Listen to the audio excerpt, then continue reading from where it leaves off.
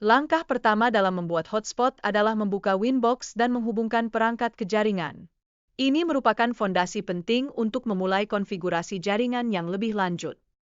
Setelah menghidupkan wireless, langkah selanjutnya adalah melakukan pemindaian untuk menemukan sumber internet. Pemindaian ini krusial untuk menentukan koneksi yang akan digunakan. Pembuatan alamat IP di Ether 1 juga menjadi bagian penting dari konfigurasi hotspot. Hal ini memastikan bahwa perangkat memiliki alamat yang benar dalam jaringan. Selanjutnya, dalam pengaturan hotspot, kita harus memilih server dan mengkonfigurasi nama untuk login. Ini memastikan identifikasi yang jelas bagi pengguna yang terhubung. Pengaturan DHCP pool dan share rate user juga tidak kalah penting. Ini menentukan jumlah pengguna yang dapat terhubung secara bersamaan ke hotspot. Setelah itu, pengguna baru dapat ditambahkan dengan nama dan password yang sederhana. Ini mempermudah akses bagi pengguna yang ingin terhubung ke hotspot. Pengaturan awal hotspot melibatkan penambahan link yang akan di-bypass agar bisa diakses tanpa login.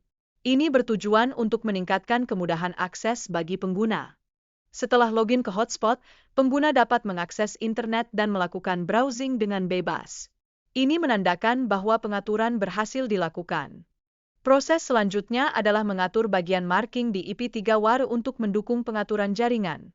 Ini penting untuk pengelolaan trafik yang efisien.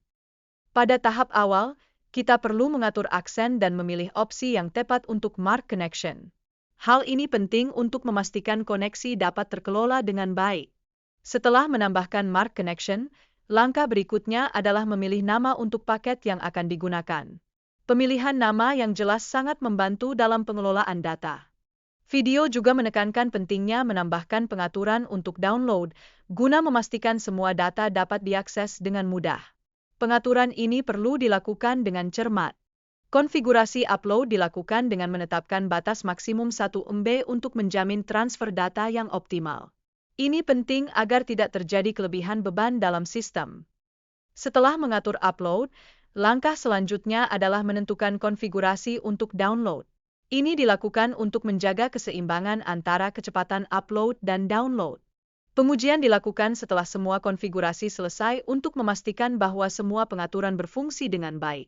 Ini krusial untuk mengevaluasi efektivitas dari konfigurasi yang telah dibuat. Pengisian alamat SRC dan IT menjadi langkah awal yang krusial dalam konfigurasi.